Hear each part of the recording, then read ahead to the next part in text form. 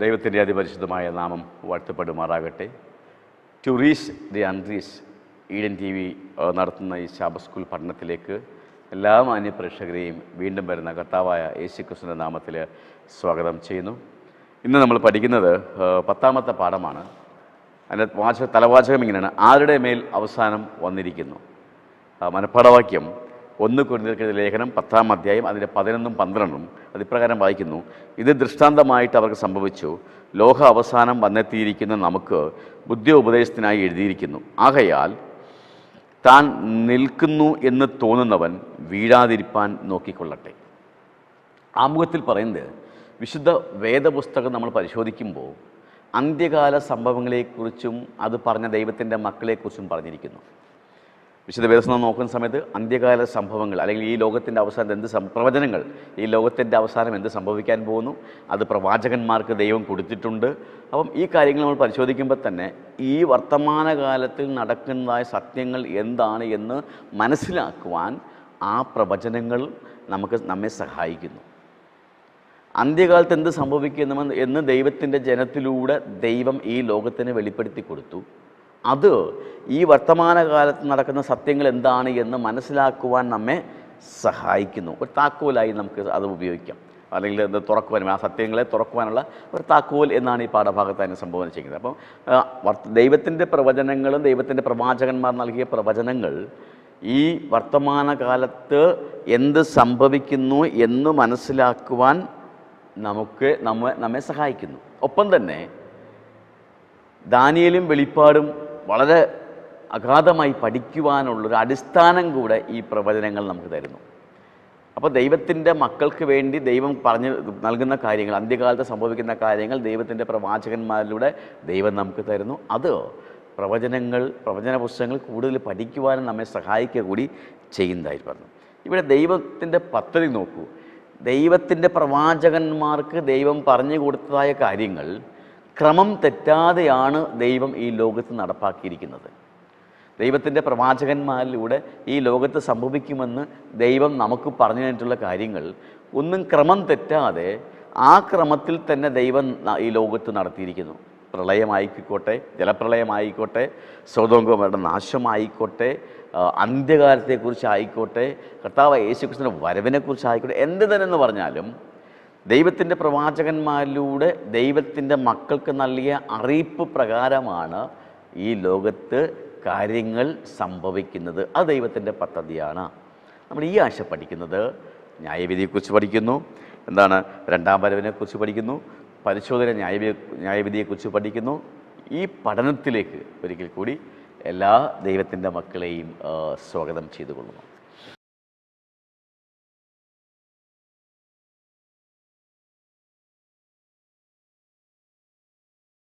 ഞായറാഴ്ചത്തെ ഭാഗം പറയുന്നത് കുഞ്ഞാടിൻ്റെ കോപം എന്നാണ്. ഇവിടെ ആമുഖത്തിൽ പറയുന്നത് വെളിപ്പാട് പുസ്തകം 6ാം അധ്യായം അതിൻ്റെ 12 മുതൽ 17 വാക്യങ്ങൾ കർത്താവായ യേശുക്രിസ്തുവിൻ്റെ വരവിൻ്റെ സമയത്ത് ദുഷ്ടന്മാർ ആ കർത്താവിൻ്റെ സന്നിധിയിൽ നിന്നും ഓടി ഒളിക്കുന്നതാണ്. ആ സംഭവമാണ് ഇവിടെ വിവരിച്ചിരിക്കുന്നത്. ഇവിടെ പറയുന്നത് അവരെന്ത് ചെയ്യുന്നു? ആ കുഞ്ഞാടിൻ്റെ കോപം സഹിക്കാൻ കഴിയാതെ, നിൽക്കാൻ കഴിയാതെ അവരെന്ത് ചെയ്യുന്നു? ഓടി ഒളിക്കുന്നു. ഇത് ദിനമാണ് എന്ന് അവർ വിളിച്ചു പറയുന്നുണ്ട്.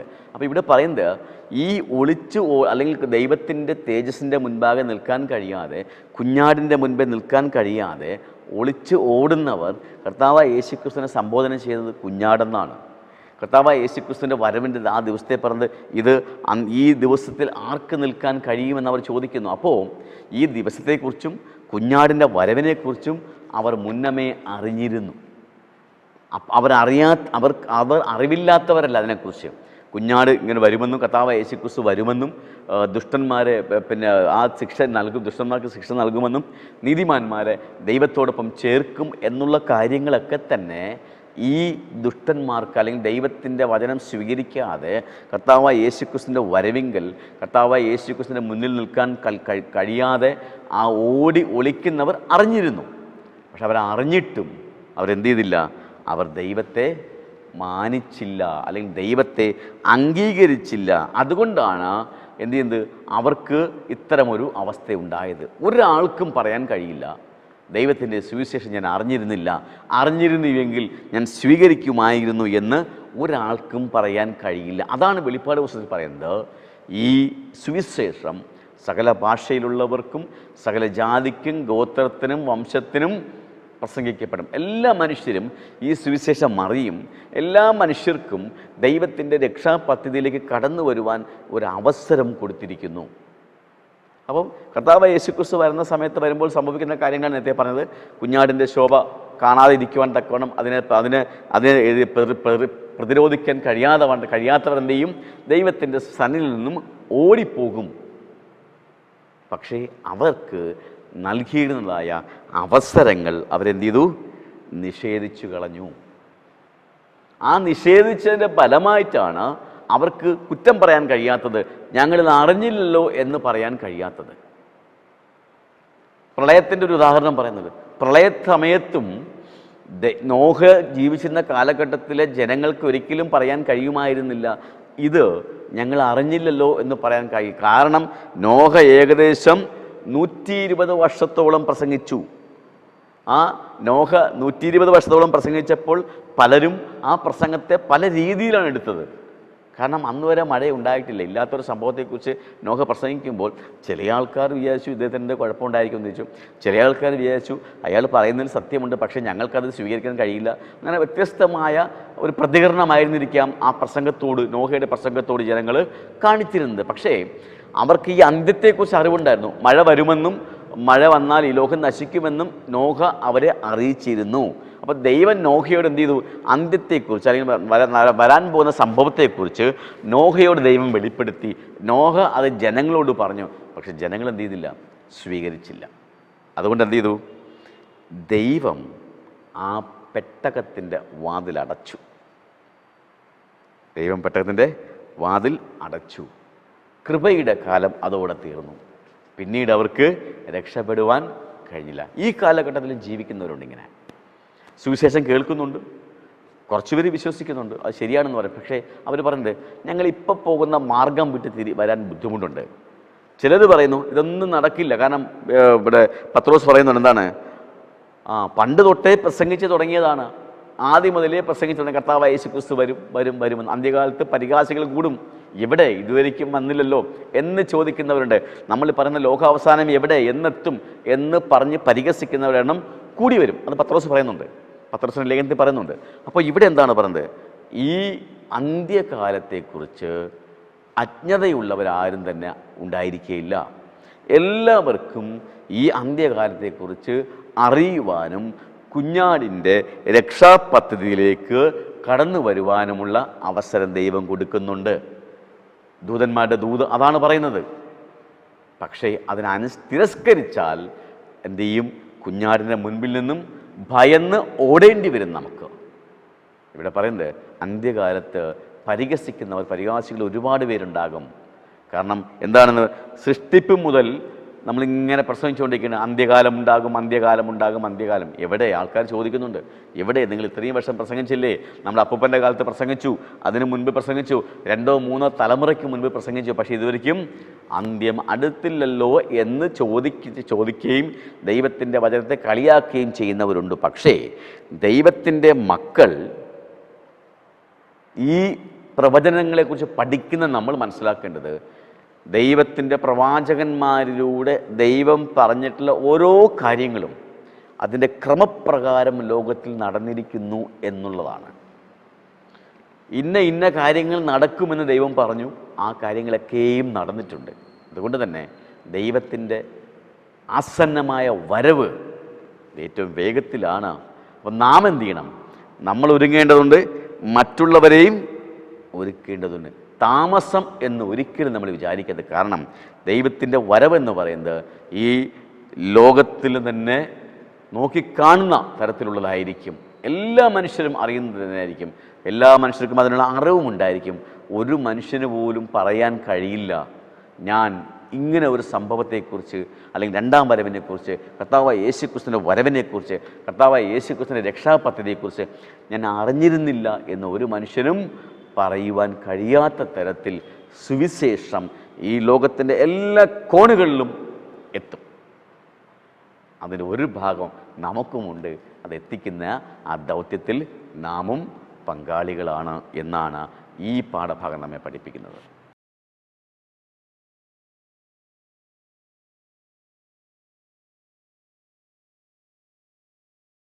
തിങ്കളാഴ്ച ഭാഗം പറയുന്നത് നോഹയുടെ സുവിശേഷ വേല.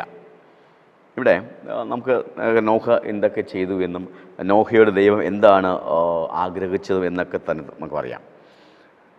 ഇവിടെ ആമുഖത്തിൽ പറഞ്ഞത് അനേകർ ക്രിസ്തുവിൻ്റെ മടങ്ങി വരവിന് ഒരുക്കമുള്ളവരായിരിക്കുകയല്ല, കാരണം അവർ ജലപ്രളയത്തിൽ എന്താണ് സംഭവിച്ചത് മനഃപൂർവ്വമായി മറക്കുന്നു. നേരത്തെ നമുക്കറിയാം, ദൈവം നോഹയോട് പറഞ്ഞു, ഭൂമി ദുഷ്ടത കൊണ്ട് നിറഞ്ഞിരിക്കുന്നു, ഞാൻ എന്നെ ജലപ്രളയത്താൽ നശിപ്പിക്കും, നീ എന്ത് ചെയ്യണം, ജനത്തോട് പറയണം, മാനസാന്തരപ്പെടുവാൻ പറയണം.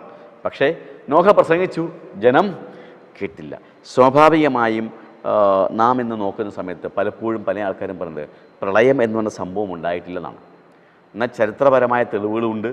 പ്രളയം ഈ ഭൂമി മൊത്തവും പ്രളയത്താൽ മൂടപ്പെട്ടു എന്നും ചരിത്രപരമായ തെളിവുകളുണ്ട്. പല സംസ്കാരങ്ങളും ആ പ്രളയത്തിൽ മുങ്ങിപ്പോയി. എന്നിരുന്നാലും ഈ പ്രളയത്തെ വെറും ഒരു കെട്ടുകഥയായി, ഒരു കഥയായി വ്യാഖ്യാനിക്കുന്നവരും ഇന്ന് ലോകത്തിലുണ്ട്. പക്ഷേ നാം പരിശോധിക്കുന്ന സമയത്ത് ദൈവത്തിൻ്റെ വാഗ്ദത്തത്തിൻ്റെ അല്ലെങ്കിൽ ദൈവത്തിൻ്റെ മക്കളോട് പറഞ്ഞ പ്രവചനത്തിൻ്റെ പൂർത്തീകരണമായിരുന്നു പ്രളയം. ആ പ്രളയത്തിലൂടെ നോഹയെ സംബന്ധിച്ച് നോക്കുന്ന സമയത്ത് നോഹ പ്രസംഗിച്ചു. പക്ഷേ നോഹയ്ക്ക് പുറത്തുള്ള ഒരാളെപ്പോലും മാനസാന്തരത്തിലേക്ക് കൊണ്ടുവരാൻ കഴിഞ്ഞില്ല. ഒരാളെപ്പോലും പെട്ടകത്തിനകത്തേക്ക് കൊണ്ടുവരാൻ കഴിഞ്ഞില്ല. തൻ്റെ മക്കളെയും കുടുംബത്തെയും അല്ലാതെ നോഹയ്ക്ക് ആരെയും രക്ഷിക്കുവാൻ കഴിഞ്ഞില്ല, അല്ലെങ്കിൽ മാനസാന്തരത്തേക്ക് കൊണ്ട്. കാരണം അത് നമ്മളിപ്പോൾ വെച്ച് നോക്കുമ്പോൾ ഒരു പരാജിതനായ ഒരു പ്രസംഗകനായിട്ട് വേണം നമുക്ക് നോഹയെ കാണാം. നമ്മുടെ ഒരു വീക്ഷണം നോക്കുമ്പോൾ നോഹ ഒരു പരാജയമായിരുന്നു. ഒരാളെപ്പോലും കൊണ്ടുവരാൻ കഴിയാത്ത ഒരാൾ വിജയമെന്ന് നമുക്ക് ഈ ആധുനിക കാലഘട്ടത്തിൽ നമ്മൾ പറയാം. കാരണം നമ്മളിപ്പോൾ തന്നെ നമ്മുടെ എല്ലാവരുടെയും വർക്ക് എഫിഷ്യൻസി അളക്കുന്നവരാണ്. നമ്മുടെ ജോലി നമ്മൾ ചെയ്യുമ്പോൾ അതിൻ്റെ ഔട്ട്പുട്ട് എന്താണ് എന്ന് ആ ഔട്ട്പുട്ടിനെ ആശ്രയിച്ചാണ് ഒരാളുടെ പ്രവർത്തനത്തെ നമ്മൾ വിലയിരുത്തുന്നത്. പക്ഷെ ദൈവവേലയിൽ നോഹ അങ്ങനെ നമുക്ക് വിലയിരുത്താൻ കഴിയുമോ എന്നാണ് ചിന്തിക്കേണ്ടത്. നോഹ എന്ത് ചെയ്തു? പ്രസംഗിച്ചു. ചെവിയുള്ളവൻ കേൾക്കട്ടെ, കണ്ണുള്ളവൻ കാണട്ടെ. ദൈവം അങ്ങനെ തന്നെ പറയുന്നത്, നീ പ്രസംഗിക്കുക. അപ്പോൾ നോഹയെ സംബന്ധിച്ചോളം ആധുനിക ലോകത്തു നിന്ന് വിമർശന വിധേയമായി നാം ചിന്തിക്കുന്നുവെങ്കിൽ നോഹ ഒരു പരാജയമായിരുന്നു. പക്ഷേ ദൈവത്തിൻ്റെ പദ്ധതി അതൊന്നുമല്ലായിരുന്നു. ദൈവത്തിൻ്റെ പദ്ധതി സുവിശേഷം എല്ലാവരെയും അറിയിക്കുക. ആ മഴയെക്കുറിച്ചും ആ പ്രളയത്തെക്കുറിച്ചും അറിവില്ലാത്തവരായി ഒരാൾ പോലും കാണരുത്. ഒരാളും ചോദിക്കരുത്, ദൈവമേ ഞാനിത് അറിഞ്ഞിരുന്നില്ലല്ലോ, എങ്കിൽ ഞാൻ മാനസാന്തരപ്പെടുമായിരുന്നു എന്നൊരു ചോദ്യം ഇങ്ങോട്ടൊരിക്കലും ഉണ്ടാകാൻ പാടില്ല. അതുകൊണ്ട് എന്ത് ചെയ്തു? നോഹ 120 വർഷത്തോളം നോഹ പ്രസംഗിച്ചു. പക്ഷെ പുറത്തുള്ള ഒരാളെപ്പോലും ആ പെട്ടകത്തിലേക്ക് കൊണ്ടുവരാൻ നോഹയ്ക്ക് സാധിച്ചില്ല. ഒരാളും അതിന് തയ്യാറായില്ല. നേരത്തെ പറഞ്ഞതുപോലെ വ്യത്യസ്തമായ വീക്ഷണങ്ങളിലൂടെയായിരിക്കും അവർ ഈ പ്രസംഗം കേട്ടത്. നോഹയുടെ ഏറ്റവും അടുത്ത സുഹൃത്തുക്കൾ പോലും ഒരു പക്ഷേ നോഹയെ കളിയാക്കിയേക്കാം. നോഹയുടെ ഏറ്റവും അടുത്ത സുഹൃത്തുക്കൾ ഒരു പക്ഷേ ചിലരെങ്കിലും പറഞ്ഞിരിക്കാം, അയാൾ പറഞ്ഞാൽ കാര്യമുണ്ട്, പക്ഷേ നമുക്കിപ്പം അതൊന്നും സ്വീകരിക്കേണ്ട ആവശ്യമില്ല എന്ന് ചിന്തിച്ചവരും കാണുമായിരിക്കും. പക്ഷേ ദൈവത്തിൻ്റെ പദ്ധതി എന്ന് പറയുന്നത് ഒരാൾ പോലും ആ സുവിശേഷം അറിയാതിരിക്കരുത് എന്നതുകൊണ്ട് ദൈവം നോഹയിലൂടെ പ്രവർത്തിച്ചു. നോഹയും തൻ്റെ കുടുംബത്തെ എന്ത് ചെയ്തു? ദൈവം രക്ഷിക്കുകയും ചെയ്തു. ഇവിടെ നിലവിൽ അവസ്ഥയെക്കുറിച്ച് സിസ്റ്റർ വൈറ്റ് ഒരു കാര്യം പറയുന്നുണ്ട്. അല്ലെങ്കിൽ സിസ്റ്റർ വൈറ്റിൻ്റെ വൻ പോരാട്ടം എന്നൊരു പുസ്തകത്തിൽ ഒരു കാര്യം പറയുന്നത്, ഈ കാലഘട്ടത്തിൽ നമ്മൾ നോക്കുന്ന സമയത്ത് നോഹയുടെ ഒരു കാലഘട്ടത്തിലെ പോലെ സുവിശേഷത്തിന് പിന്നെ ആരും ശ്രദ്ധിക്കാത്തൊരു കാലഘട്ടമല്ല ഇപ്പോൾ ഉള്ളത്. ദൈവത്തിൻ്റെ കൃപയാൽ ഒട്ടനേകം മാനസാന്തരങ്ങൾ നടക്കുന്നുണ്ട്. അനേകം പേർ കർത്താവിലേക്ക് മടങ്ങി വരുന്നുണ്ട്. അനേകം പേർ ഈ രക്ഷാപദ്ധതിയിലേക്ക് കടന്നു വരുന്നുണ്ട്. ഇപ്പം നോഹയുടെ കാലഘട്ടത്തിൽ ഒരാളെപ്പോലും നോഹയെ കിട്ടിയില്ല എങ്കിൽ ഇന്ന് ദൈവത്തിൻ്റെ ത്രിവിധ ദൂതുകൾ പ്രസംഗിക്കുന്നത് കൊണ്ട്, പഠിപ്പിക്കുന്നത് കൊണ്ട്, പ്രചരിപ്പിക്കുന്നത് കൊണ്ട് അനേകം പേർ എന്ത് ചെയ്തു? ദൈവത്തെക്കുറിച്ച് അറിയുകയും അതിൽ വിശ്വസിക്കുകയും ചെയ്യുന്നു. അത് നമുക്ക് പ്രത്യാശ നൽകുന്നതാണ്. അനേക ദൈവത്തിൻ്റെ രക്ഷാ പദ്ധതിയിലേക്ക് എന്ത് ചെയ്യുന്നു? കടന്നു വരുന്നു. പക്ഷെ നാം ചിന്തിക്കേണ്ടത് ദൈവത്തിൻ്റെ കൃപയുടെ കാലം, നമുക്ക് ദൈവം നല്ല കൃപയുടെ കാലം എപ്പം അവസാനിക്കുമെന്ന് ആർക്കും അറിയില്ല. അതുകൊണ്ട് ഇനിയും സമയമുണ്ട് എന്നുള്ളതല്ല, സമയം വളരെ കുറച്ച് മാത്രമേ ഉള്ളൂ എന്ന് ചിന്തിച്ചു കൊണ്ട് വേണം ദൈവത്തിൻ്റെ വേല നമ്മൾ വേഗത്തിൽ ആക്കുവാൻ വേണ്ടിയുള്ളത്. കാരണം കൃപയുടെ കാലം എപ്പോൾ അടയുമെന്ന് ആർക്കും അറിയില്ല. അവിടെ നോഹയുടെ പെട്ടകം ദൈവമാണ് അടച്ചത്. ഒരുപക്ഷെ നോഹയാണ് അടച്ചിരുന്നെങ്കിൽ ജനങ്ങളുടെ നിലവിളി കേട്ട് നോഹ തുറന്നു കൊടുക്കുമായിരുന്നു. പക്ഷേ ദൈവമാണ് ആ പെട്ടകത്തിൻ്റെ വാതിലുകൾ അടച്ചത് എന്ന് വിശുദ്ധ വേദപുസ്തകം നമ്മെ പഠിപ്പിക്കുന്നു. അതുകൊണ്ട് തന്നെ നോഹയ്ക്ക് അത് തുറക്കുവാൻ കഴിഞ്ഞില്ല. ഇവിടെ നോക്കൂ, നമുക്കുള്ള കൃപയുടെ കാലം, ജനത്തിനുള്ള കൃപയുടെ കാലം എപ്പോൾ തീരുമെന്ന് ആർക്കും അറിയില്ല. അതിനു മുൻപ് ദൈവത്തിൻ്റെ ഈ സുവിശേഷം, ദൈവത്തിൻ്റെ വേല നാം എന്ത് ചെയ്യണം? ചെയ്തു തീർക്കണം. സമയം ഇനിയും ഉണ്ട് എന്നുള്ളതല്ല നമ്മൾ ചിന്തിക്കേണ്ടത്. സമയം ഇനി വളരെ കുറച്ചു മാത്രമേ ഉള്ളൂ എന്ന ചിന്തയാണ് ദൈവത്തിൻ്റെ വേല മുന്നോട്ട് കൊണ്ടുപോകുമ്പോൾ നമുക്ക് ഉണ്ടായിരിക്കേണ്ടത്. ചിലപ്പോൾ ഒരു പക്ഷേ പരിഹാസങ്ങൾ ഏറ്റിരിക്കാം, നമുക്ക് ആൾക്കാർ നമ്മെ വിശ്വസിക്കില്ലായിരിക്കാം. പക്ഷെ നോഹ ചെയ്തതുപോലെ ദൈവത്തിൻ്റെ സുവിശേഷം എന്തിന് എല്ലാവരെയും അറിയിക്കുക. അതിന് ഒരു സഭ എന്ന നിലയ്ക്ക്, ദൈവത്തിൻ്റെ ഒരു പൈതൽ എന്ന നിലക്ക്, ദൈവത്തിൻ്റെ സാക്ഷി എന്ന നിലക്ക് എനിക്കും നിങ്ങൾക്കും ഒരു ദൗത്യമുണ്ട്, ഒരു ചുമതലയുണ്ട്. ലോകത്തിൻ്റെ ഈ സുവിശേഷം സകല ജാതികളെയും അറിയിക്കുക എന്ന ഒരു ദൗത്യം നമുക്കുണ്ട്. ആ വലിയ വേലയുടെ പൂർത്തീകരണത്തിൽ ഒരു ഭാഗം അല്ലെങ്കിൽ ഒരു കണ്ണി നമ്മളും ആകണം എന്നുള്ളതാണ് ഈ നോഹയുടെ സുവിശേഷ വേല കൊണ്ട് എന്താണ് അർത്ഥമാക്കുന്നത് ചോദിച്ചാൽ, നാമും അതുപോലെ ഒരു വേലയുടെ ഭാഗമാണ് എന്നൊരു ഓർമ്മപ്പെടുത്തൽ കൂടിയാണ് ഈ തിങ്കളാഴ്ച പാഠം.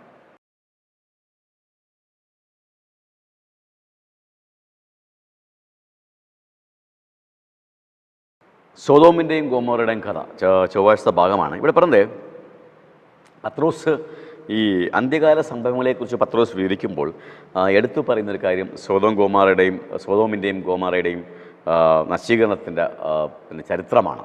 അതൊരു കഥയല്ല, അതൊരു ചരിത്രമാണ്. അപ്പോൾ ഇവിടെ പറയുന്നത് ദൈവത്തിന് സഹിക്കാൻ കഴിയുന്നതിനപ്പുറം ദൈവം എന്ത് ചെയ്തു? ആ ജനങ്ങൾ എന്ത് ചെയ്തു? ദുഷ്ടത പ്രവർത്തിച്ചു. ദൈവത്തിന് സഹിക്കാൻ കഴിയുന്നതിനപ്പുറം അവർ ദുഷ്ടത പ്രവർത്തിച്ചു. അവർ എന്ത് ചെയ്തു?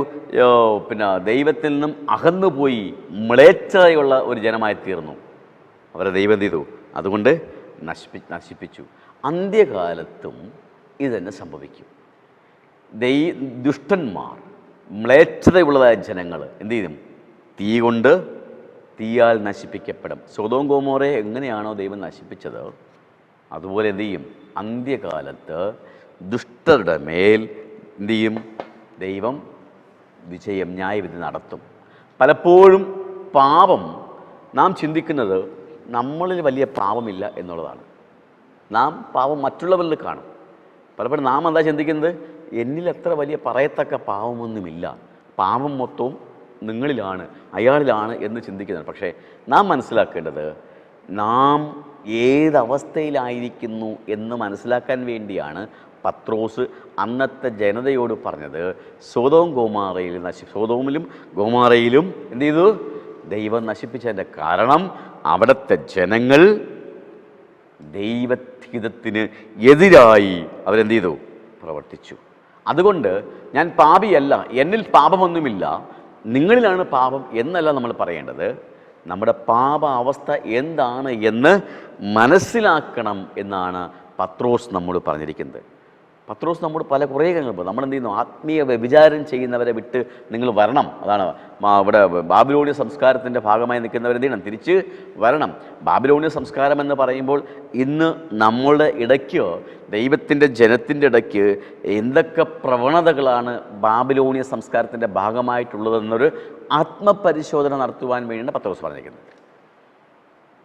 എൻ്റെ ജീവിതത്തിൽ, നമ്മുടെ ക്രിസ്തീയ ജീവിതത്തിൽ ബാബിലോണിയ സംസ്കാരത്തിൻ്റെ എന്തെങ്കിലും ഭാഗങ്ങളുണ്ടോ എന്ന് നമ്മൾ ചിന്തിക്കണം. ഇത് ഇസ്രായേൽ മക്കളോട് മാത്രം പറഞ്ഞതല്ല, യഹൂദന്മാരോട് മാത്രം പറഞ്ഞതല്ല, നമ്മോടൊക്കെ പറഞ്ഞതാണിത്. ഈ കാലഘട്ടത്തിൽ ജീവിക്കുന്ന ഓരോ വ്യക്തികളോടും പറഞ്ഞതാണിത്. എന്താണ്? നാം എന്ത് ചെയ്യണം? ബാബിലോണിൻ്റെ സംസ്കാരത്തിന് അടിമപ്പെട്ടാണോ നാം ജീവിക്കുന്നത് എങ്കിൽ എന്ത് ചെയ്യണം? മടങ്ങി വരണം. അതുപോലെ വെളിപ്പാടിൽ പറഞ്ഞത്, അവളെ വിട്ട് പോരുവിൻ, എൻ്റെ ജനമേ അവളെ വിട്ട് എന്ത് ചെയ്യണം? പോരണം. പത്രോസും അത് തന്നെയാണ് പറയുന്നത്. ആ കാലഘട്ടത്തിലെ ജനങ്ങളും മാത്രമല്ല, നമ്മോട് പറയുന്നതും അത് തന്നെ. നോക്കൂ, സൊദോം ഗൊമോറയെ എങ്ങനെ നശിപ്പിച്ചോ അതുപോലെ ദൈവം ദുഷ്ടന്മാരെ നശിപ്പിക്കുമെന്ന് പത്രോസ് നമ്മോട് ചൂണ്ടി പറയുന്നു. നമ്മുടെ തെറ്റുകളെക്കുറിച്ച് നാം ഉണരണ്ടേ? നാം ബോധവാന്മാരാകണ്ടേ? നമ്മുടെ പാപത്തെക്കുറിച്ച് നമ്മൾ ചിന്തിക്കണ്ടേ? ആ പാപത്തെ ഏറ്റുപറഞ്ഞ് ദൈവവുമായിട്ട് നിരപ്പിൻ്റെ ഒരു അവസ്ഥയിലെത്തണ്ടേ? അതാണ് പത്രോസ് ചൂണ്ടിക്കാണിക്കുന്നത്. സോദോം ഗോമോറോ നമുക്ക് മുൻപിൽ വലിയ ഒരു ചരിത്രമാണ്, ഒരു അടയാളമാണത്. ദൈവത്തിന് ഹിതകരമല്ലാത്ത രീതിയിൽ മ്ലേച്ഛമായ രീതിയിൽ ജീവിച്ചതായ ഒരു ജനത്തെ, ഒരു ദുഷ്ടത നിറഞ്ഞ ഒരു പ്രദേശത്തെ ദൈവം എങ്ങനെ കൈകാര്യം ചെയ്തു എന്നതിൻ്റെ വലിയൊരു ചരിത്രമാണ് പത്രോസ് നമുക്ക് ചൂണ്ടിക്കാണിച്ചത്. നിങ്ങൾ സോദോം ഗോമോറയെ കണ്ട് നോക്കണം. ആ പാഠം എന്താണെന്ന് നമ്മൾ പഠിക്കണം. അവിടുത്തെ ജനങ്ങളോട് ദൈവം എപ്രകാരം പെരുമാറി എന്ന് നമ്മൾ പഠിക്കണം. ദുഷ്ടതയെ ദൈവം എപ്രകാരം ഉന്മൂലനം ചെയ്തു എന്ന് നമ്മൾ പഠിക്കണമെന്ന് പറയുന്നത്. നാഥാൻ പ്രവാചകൻ ദാവീദിൻ്റെ അടുത്തേക്ക് ചെല്ലുമ്പോൾ ദാവീദ് ഒരു വലിയ പാപം ചെയ്തിട്ട് നിൽക്കുകയാണ്. പ്രവാചകൻ ദാവീദിനോട് കഥ പറയുന്നു. കഥ നമുക്കെല്ലാവർക്കും അറിയാം. ഒരു വലിയ ധനവാൻ്റെ വീട്ടിൽ ഒത്തിരി ആടുകളുണ്ടായിരുന്നു. തൊട്ടടുത്ത ആളിൽ ഒരു ആടേ ഉള്ളായിരുന്നു. ധനവാൻ്റെ വീട്ടിൽ വിരുന്നുകാരെത്തിയപ്പോൾ ആ ഒട്ടനവധി ആടുകളെ അയാൾ തൊടാതെ ആ പാവപ്പെട്ടവൻ്റെ ആടിനെ മോഷ്ടിച്ച് എന്ത് ചെയ്തു? തൻ്റെ വിരുന്നുകാർക്ക് ഭക്ഷണമൊരുക്കി കൊടുത്തു. ഇത് കേട്ട് ദാവീദ് കോപം കൊണ്ട് ജ്വലിച്ചു എന്നാണ് പറയുന്നത്. അവൻ മരണത്തിന് യോഗ്യനെന്ന് ദാവീദ് തന്നെ പറയുന്നു. നോക്കൂ, ദാവീദ് തന്നെ തെറ്റ് ചെയ്തിട്ട് അത് താനാണ് ആ തെറ്റുകാരനാണെന്ന് മനസ്സിലാക്കാതെ ദാവീദ് തന്നെ ശിക്ഷയും വിധിക്കുകയാണ്. എന്താണ്? അവൻ മരണത്തിന് യോഗ്യൻ. നാഥാൻ പ്രവാചകൻ വീണ്ടും പറയേണ്ടി വന്നു, ആ തെറ്റുകാരൻ നീയാണ് എന്ന് നാഥാൻ പ്രവാചകന് പറയേണ്ടി വന്നു. നാം ഏതവസ്ഥയിലായിരിക്കുന്നു? തെറ്റുകൾ ചെയ്തിട്ട് നീയാണ് തെറ്റുകാരൻ എന്ന് നമ്മൾ പറയുന്നുണ്ടോ? എന്നിൽ പാപം നിലനിർത്തിക്കൊണ്ട് നീയാണ് പാപി എന്ന് ഞാൻ പറയുന്നുണ്ടോ? സൊദോം ഗോമോറയിലേക്ക് നോക്കുവാൻ പത്രോസ് നമ്മോട് പറയുന്നു. ദൈവത്തിൻ്റെ വചനത്തെ ധിക്കരിച്ചുകൊണ്ട് മ്ലേച്ഛമായ രീതിയിൽ ജീവിച്ചുകൊണ്ട് എന്നിൽ പാപമില്ല എന്ന് കപടവാക്ക് പറയുന്നവരോടുകൂടെ പത്രോസ് പറയുന്നത് സൊദോം ഗോമോറ ഒരു വലിയ അനുഭവമാണ്, ഒരു ചരിത്രമാണ് നമ്മുടെ മുൻപിൽ. അതൊരു സാക്ഷ്യമാണ്. ദൈവത്തിനോട് വിശ്വസ്തതയില്ലാത്തതായ, ദൈവത്തോട് അവിശ്വസ്തത കാണിക്കുന്നതായ എല്ലാ വ്യക്തികളോടും ദൈവം കൊടുക്കുന്ന അടയാളമാണ് സൊദോം ഗോമോറ. നമ്മുടെ ജീവിതത്തിൽ നാം ഓരോരുത്തരും ചിന്തിക്കേണ്ടത്, സ്വന്തം പാപം വച്ചിട്ട് അവൻ മരണത്തിന് യോഗ്യനാണ് എന്ന് പറഞ്ഞ ദാവീദിനെ പോലെയാണോ? അതല്ല. ദൈവമേ, ഞാൻ പാപിയാണ്, എൻ്റെ പാപത്തെ ക്ഷമിച്ചുകൊണ്ട് അങ്ങയുടെ വലിയ രക്ഷാപദ്ധതിയിലേക്ക് എന്നെയും ചേർത്ത് കൊള്ളണമേ എന്ന് പ്രാർത്ഥിക്കുന്ന ഒരു വ്യക്തിയായിട്ടാണോ നാം ആയിരിക്കേണ്ടത് എന്ന് നമ്മൾ ചിന്തിക്കണം. നമ്മുടെ പാപം നാം ഏറ്റുകൊണ്ട് നടക്കരുത്. പാപം ചുമന്നുകൊണ്ട് എന്ത് ചെയ്യാൻ പാടില്ല? നടക്കുവാൻ പാടില്ല. ഒരു ദാവീദിനോട് നീയാണ് ആ തെറ്റുകാരൻ, ആ മനുഷ്യൻ നീ തന്നെ എന്ന് പറയാൻ നാഥാൻ പ്രവാചകനുണ്ടായിരുന്നു. ഇന്ന് നമ്മോട് ഈ വചനങ്ങൾ നമ്മൾക്ക് നേരെ ചൂണ്ടുന്നു. നാം തെറ്റുകാരാണോ? പാപം നമ്മുടെ ഉള്ളിൽ വെച്ചുകൊണ്ട് ഒരു സൊദോം ഗോമോറയുടെ അനുഭവത്തിലല്ല നമ്മൾ ജീവിക്കേണ്ടത്, മറിച്ച് ആ സൊദോം ഗോമോറ വിട്ട് ഓടിപ്പോരുന്ന ഒരവസ്ഥയിലാണ് നാം ജീവിക്കേണ്ടത് എന്നുകൂടെ ഈ പാഠം നമ്മെ പഠിപ്പിക്കുന്നു.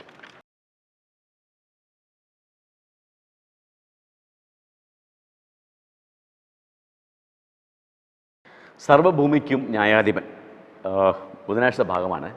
ഇതിൽ അബ്രഹാമിന് ദൈവം പ്രത്യക്ഷനാകുന്ന ഒരു സംഭവം ചരിത്രം വിവരിക്കുന്നുണ്ട്.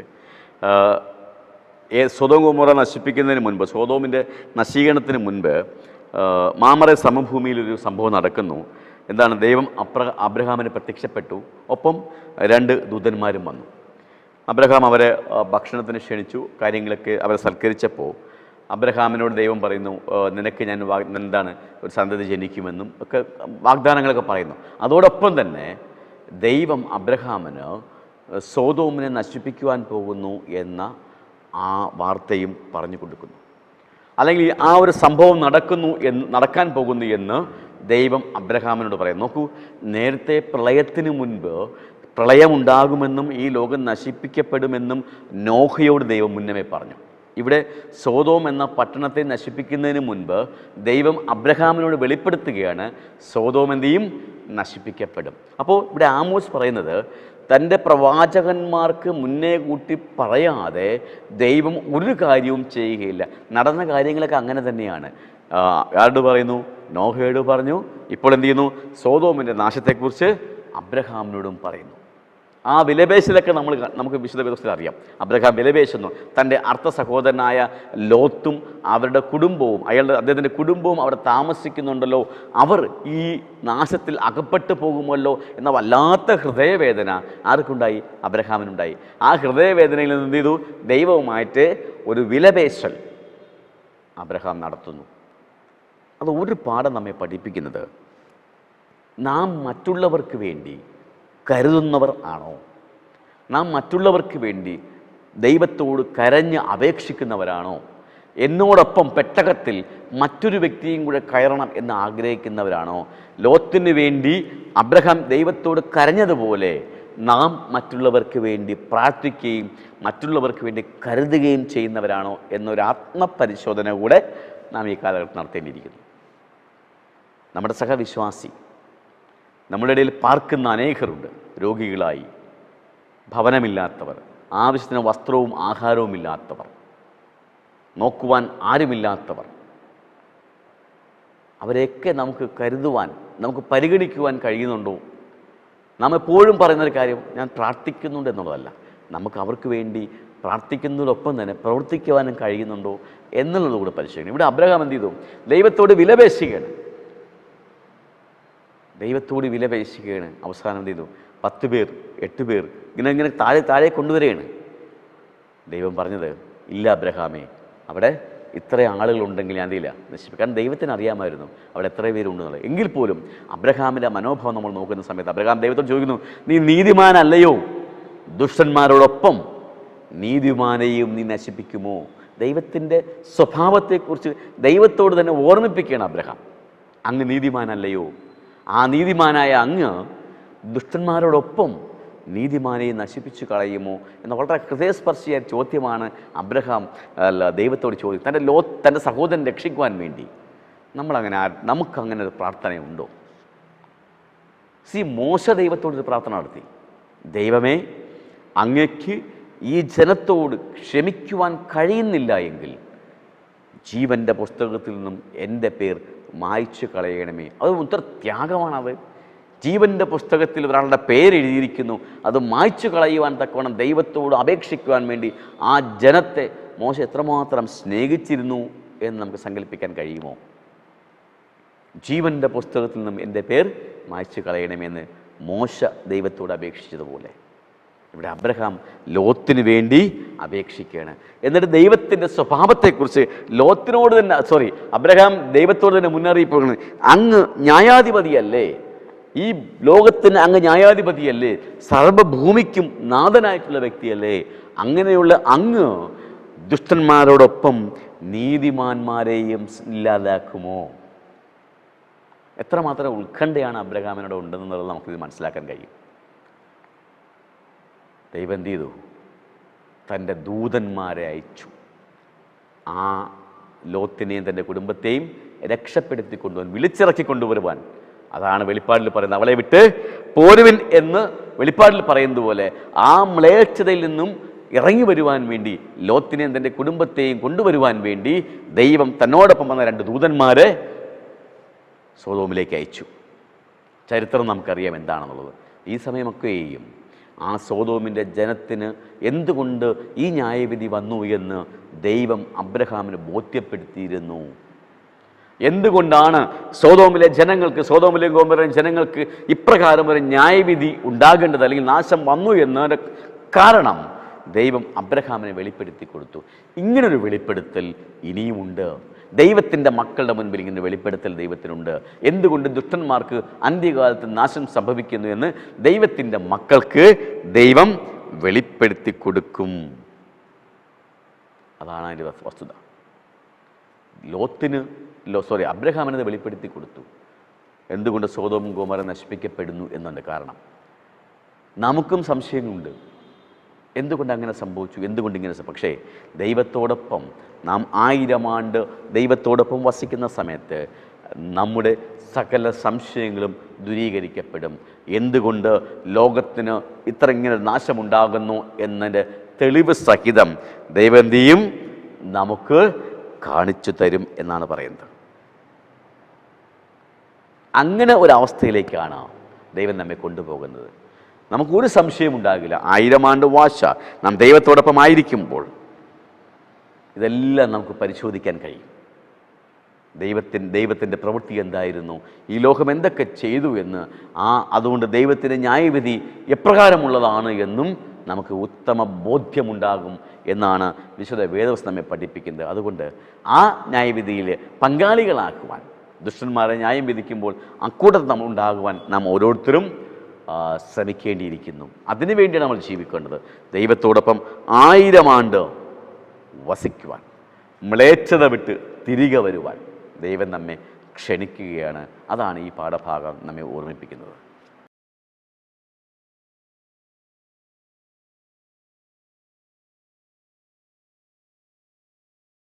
വേഴ്സ ഭാഗത്തിലേക്ക് വേണം. പുനരാഗമനത്തിന് മുൻപുള്ള ന്യായവിധി. ഇവിടെ ദാനിയേലിൻ്റെ പുസ്തകം 7-ാം അധ്യായത്തിൽ കാണുന്നതായ ഒരു ന്യായവിധിയാണ്. ഇത് പറയുന്നത് തിരുശീലയ്ക്ക് പുറകിലുള്ള ഒരു കാഴ്ചയിൽ നിന്നും പാപപ്രശ്നം പരിഹരിക്കുന്നത് എങ്ങനെ എന്ന് ദൈവമായിട്ടുള്ള ഉടമ്പടിയുടെ ഭാഗമായിട്ട് കാണുന്നത്. ഇവിടെ പറഞ്ഞത് മനുഷ്യവർഗം ദൈവത്താൽ ന്യായം വിധിക്കപ്പെടും. നമ്മളെല്ലാവരും ദൈവത്താൽ ന്യായം വിധിക്കപ്പെടും, സംശയമില്ല. അതുകൊണ്ടാണ് സഭാപ്രസംഗിൽ പറയുന്നത്, നിങ്ങൾ എന്ത് ചെയ്ത്, നിങ്ങൾ ആരെയും ന്യായം വിധിക്കരുത്. കാരണം എന്താണ് പറയുന്നത്? ഇവിടെ പറഞ്ഞതാണ്, എല്ലാവരും ക്രിസ്തു ന്യായപ്പെടുത്തുന്ന മുൻപിൽ നിൽക്കേണ്ടതായാൽ അന്യോന്യം ന്യായം വിധിക്കരുത്. നാം അന്യോന്യം ന്യായം വിധിക്കരുത്. ദൈവം നമ്മെ ന്യായം വിധിച്ചോട്ടെ. കാരണം ഞാൻ മറ്റൊരാളെ ന്യായം വിധിക്കുവാൻ അർഹതയില്ലാത്തവരാണ്, ഞാനും ന്യായവിധിക്ക് കീഴ്പ്പെടേണ്ടവനാണ് എന്ന ബോധമുള്ളത് കൊണ്ട് നാം എന്ത് ചെയ്യാൻ പാടില്ല? അന്യോന്യം ന്യായം വിധിക്കാൻ പാടില്ല എന്ന് പറയുന്നു. പക്ഷെ ന്യായം വിധിക്കുമ്പോൾ അതിനൊരു അടിസ്ഥാനം വേണം. എന്തിൻ്റെ അടിസ്ഥാനത്തിലാണ് ന്യായം വിധിക്കുക? നമുക്കറിയാം, നമുക്ക് ഭാരതീയ സംഹിത അല്ലേ, നമ്മുടെ ഇന്ത്യൻ പീനൽ കോഡൊക്കെ ഇത് മാറ്റി സിവിൽ കോഡൊക്കെ ഇപ്പം പേരെന്താണ്, ഭാരതീയ തത്വസംഹിത. അതിലിപ്പോൾ അതിൻ്റെ അടിസ്ഥാനത്തിലാണ് ഓരോ ശിക്ഷകൾ നൽകുന്നത്. ഇയാൾ ഇന്ന എന്ത് ചെയ്തു, നിയമം ലംഘിച്ചു, അതുകൊണ്ട് ഇന്ന ശിക്ഷ. ദൈവം മനുഷ്യനെ ന്യായം വിധിക്കുമ്പോൾ അത് ആരെയാണ് ബോധിപ്പിക്കേണ്ടത്? ദൈവത്തിന് എന്താണ് ഉത്തമ ബോധ്യമാണ്, ഇവൻ എന്താണ് ശിക്ഷിക്കപ്പെടേണ്ടതാണ്, ഇവൻ ഇന്ന തെറ്റ് ചെയ്തു, അതുകൊണ്ട് ഇവൻ രക്ഷപ്പെടേണ്ടവനല്ല. പക്ഷേ നോക്കൂ, ദൈവത്തിൻ്റെ സിംഹാസനത്തിൽ അല്ലെങ്കിൽ സ്വർഗത്തിൽ ലൂസിഫർ ഉയർത്തിയതായ ഒരു വിവാദമുണ്ട്. ദൈവം അനീതിയുള്ളവനാണ്, ന്യായാധിപതിയല്ല, ദൈവം പക്ഷപാതിയാണ് എന്ന ഒരു വിവാദം സ്വർഗത്തിൽ എന്ത് ചെയ്തു? ലൂസിഫർ ഉയർത്തുകയും ആ വിവാദത്തിൻ്റെ ഭാഗമായിട്ട് ദൂതന്മാരെ സമീപിക്കുകയും ദൂതന്മാരിൽ 3-1 തൻ്റെ പക്ഷത്ത് ചേർക്കുകയും ചെയ്തു. അങ്ങനെയുള്ള ദൂതന്മാരുടെ മുൻപിൽ ദൈവത്തിന് തെളിയിക്കണം, ഈ അഖിലാണ്ടത്തിൻ്റെ മുൻപിൽ ദൈവത്തിന് തെളിയിക്കണം, ദൈവത്തിൻ്റെ വിധികൾ എന്ന് പറയുന്നത് ന്യായമുള്ളവയാണ്. അതിലാരും പങ്കാളികളാവും? നാമും പങ്കാളികളാവും. നമുക്കും അത് ബോധ്യം വരും. അതാണ് ഇവിടെ പറയുന്നത്. ആ ന്യായവിധിയിൽ എന്ത് ചെയ്യും? ദൈവം എന്ത് ചെയ്യും? പുസ്തകങ്ങൾ തുറക്കും. നമ്മുടെ പാപങ്ങൾ അവിടെ വ്യക്തമാക്കും. ഓരോ മനുഷ്യൻ്റെ പാപങ്ങൾ അവിടെ വ്യക്തമാക്കും. ദൂതന്മാർക്കട സഹിതം ബോധ്യം വരും, ഇന്നയാൾ ഇന്ന പാപം ചെയ്തതുകൊണ്ട് ഈ രക്ഷാപത്തിലേക്ക് കടന്നു വരുവാൻ യോഗ്യനല്ല എന്ന് ദൈവം ഈ പുസ്തകങ്ങൾ തുറന്നു വെച്ചുകൊണ്ട് അവരെ ബോധ്യപ്പെടുത്തും. അതാണ് ന്യായവിധി സംഭവിക്കുന്നത്. അപ്പം ഈ ഭൂമിയിൽ ജീവിക്കുന്ന നാം എന്ത് ചെയ്യാൻ പാടില്ല? നാം ആരെയും ന്യായം വിധിക്കാൻ പാടില്ല. ദൈവം സൊദോം ഗൊമോറയെ നശിപ്പിക്കുന്നതിന് അബ്രഹാമിന് പറഞ്ഞു കൊടുത്തു അവരുടെ പ്രശ്നം എന്തായിരുന്നു, എന്തുകൊണ്ട് അവർ തെറ്റിലേക്ക് പോയി, അല്ലെങ്കിൽ നശിക്കപ്പെട്ട് അവരെ നാശത്തിലേക്ക് പോയെന്നുള്ളത്. നമുക്കും ദൈവം കാണിച്ചു തരും എന്തുകൊണ്ട് ഈ ഭൂമിയെ എന്നേക്കുമായി ഉന്മൂലനം ചെയ്യേണ്ടതിൻ്റെ ആവശ്യകത എന്താണെന്ന് ദൈവം നമുക്ക് വ്യക്തമായി, നമുക്ക് മാത്രമല്ല ദൂതന്മാർക്കും വ്യക്തമായി ദൈവം എന്തെയും പറഞ്ഞു തരും. അപ്പോൾ ദാനിയേലിൻ്റെ പുസ്തകത്തിൽ 7-ാം അധ്യായത്തിൽ ഇപ്രകാരം പറഞ്ഞിട്ടുണ്ട്, അതിനിടയ്ക്ക് മനുഷ്യപുത്രനോട് സദസ്സനായവൻ കടന്നു വരുന്നു എന്ന് പറയുന്നുണ്ട്. നാം അതുകൊണ്ടാണ് ന്യായവിധിയിൽ കർത്താവായ യേശു ക്രിസ്തു നമ്മുടെ പക്ഷത്തുള്ളത് കൊണ്ടാണ് നാം എന്ത് ചെയ്യുന്നത്? രക്ഷ പ്രാപിക്കുന്നത്. അപ്പോൾ ദൈവത്തിൻ്റെ ന്യായവിധി എല്ലാ ജനങ്ങൾക്കും ഉത്തമ ബോധ്യമുള്ളതും അവർ മനസ്സിലാക്കിയിട്ട് പറയും, ദൈവമാണ് ന്യായാധിപതി, ദൈവമാണ് ന്യായത്തിൻ്റെ അധിപൻ. സാത്താൻ പറഞ്ഞതൊക്കെ കള്ളമായിരുന്നു, വഞ്ചനയായിരുന്നു, പാപമായിരുന്നു എന്ന് ദൂതന്മാരടക്കമുള്ളവർ, ദൈവത്താൽ രക്ഷിക്കപ്പെട്ട വിശുദ്ധന്മാരടക്കമുള്ളവർ പറയുന്ന ഒരു സമയമുണ്ടാകും. ആ സമയത്തിന് വേണ്ടിയാണ് നാം ഓരോരുത്തരും കാത്തിരിക്കുന്നത്. ആ സമയത്തിന് വേണ്ടി നാം മാത്രമല്ല മറ്റുള്ളവരെയും ആ രക്ഷയിലേക്ക് കൈപിടിച്ചു നടത്തേണ്ട ഉത്തരവാദിത്വം കൂടെ നമുക്കുണ്ട് എന്ന് ഓർമ്മിപ്പിച്ചുകൊണ്ട് ഇതുവരെ എന്നെ ശ്രമിച്ച് നന്ദി പറയുന്നു. ഈ പാഠഭാഗം മുഖാന്തരം ദൈവം നമ്മെ ധാരാളമായി അനുഗ്രഹിക്കുമാറാകട്ടെ. ആമേൻ. പ്രാർത്ഥിക്കാം. ഞങ്ങളെ അളവ് കൂടെ സ്നേഹിക്കുകയും പരിപാലിക്കുകയും സ്വകീയ പിതാവാൻ നല്ല ദൈവമേ, അനുഗ്രഹിക്കപ്പെട്ട ഈ ഒരു സമയത്തിനായി ഞങ്ങൾ അങ്ങേ സ്തുതിക്കുന്നു. ദൈവമേ, നല്ല പാഠത്തിനായി ഞങ്ങൾ അങ്ങേ മഹത്വപ്പെടുത്തുന്ന കർത്താവേ, ദൈവമേ, ഇത് കേട്ടുകൊണ്ടിരുന്നവർ, ഇത് കാണുന്നവർ ദൈവമേ, അവരുടെ കുടുംബ ജീവിതങ്ങൾ, വ്യക്തിപരമായ ജീവിതങ്ങൾ അനുഗ്രഹിക്കപ്പെടുവാൻ ദൈവമേ അവർ ഇടയാക്കണമെന്ന് പ്രാർത്ഥിക്കുന്നു. അവരുടെ ജീവിതത്തിൽ ഇത് 30, 60, 100 മേനിയായ ഫലം കൊയ്യുവാനും അവരും ദൈവത്തിൻ്റെ വേലയുടെ ഭാഗമായി തീരുവാനും സഹായിക്കണമെന്ന് അപേക്ഷിക്കുന്നു. ഇതിൻ്റെ പിന്നിൽ പ്രവർത്തിക്കുന്ന ഈഡൻ TV അതിൻ്റെ ടീമിനെ ഓർത്ത് പ്രാർത്ഥിക്കുന്നു. ദൈവമേ, സാമ്പത്തികമായി സഹായിക്കുന്നവർ, അവർക്ക് വേണ്ടി പ്രാർത്ഥിക്കുന്നവർ, ഉപദേശം നൽകുന്നവർ, ദൈവമേ അവരുടെ പിന്നെ നന്മ കാംക്ഷിക്കുന്നവർക്ക് അവർക്കെല്ലാവർക്കും വേണ്ടി പ്രാർത്ഥിക്കുന്നു. ദൈവത്തിൻ്റെ കൃപ എല്ലാ മക്കളുടെ മേലുണ്ടായിരിക്കണം. അവരുടെയും അവരുടെ തലമുറകളെയും അനുഗ്രഹിക്കണം കർത്താവെ. നിരുത്സാഹപ്പെട്ടു പോകാൻ ഇടവരരുതെന്ന് പ്രാർത്ഥിക്കുന്നു. ദൈവമേ, പരിഹസിക്കപ്പെട്ടു പോകാൻ ഇടവരരുതെന്ന് പ്രാർത്ഥിക്കുന്നു. കൂടുതലായി ശക്തമായി ദൈവത്തിൻ്റെ വേല ചെയ്യാൻ പ്രിയ മക്കളെ അവിടുന്ന് പ്രാപ്തരാക്കണമെന്ന് അപേക്ഷിക്കുന്നു. അടിയനും ഇതിൽ പങ്കെടുക്കുവാൻ ഇടയാക്കിയ മഹാദൈക്ക് വേണ്ടി സ്തോത്രം ചെയ്യുന്നു. അഹങ്കരിച്ചു പോകാതെ, നെഗളിച്ചു പോകാതെ ഏറ്റവും താഴ്മയിൽ അങ്ങയുടെ ഭാഗത്തായിരിക്കാൻ സഹായിക്കുന്നത് പ്രാർത്ഥിക്കുന്നു. കർത്താവിൻ്റെ കൃപയിൽ കാത്തുകൊള്ളണം. ഒരിക്കൽ കൂടി കർത്താവെ, ഇതിൻ്റെ കർത്താവെ കണ്ടവരെയും ഇത് കാണുന്നവരെയും ഇത് കേൾക്കുന്നവരെയും ഓർത്ത് പ്രാർത്ഥിക്കുന്നു. അപ്പൻ്റെ കൃപ പ്രിയ മക്കളുടെ എല്ലാവരുടെ മേലുണ്ടായിരിക്കണം. ഇതിൻ്റെ മാനവ മഹത്വം അവിടെ നിന്ന് കൈക്കൊള്ളണം.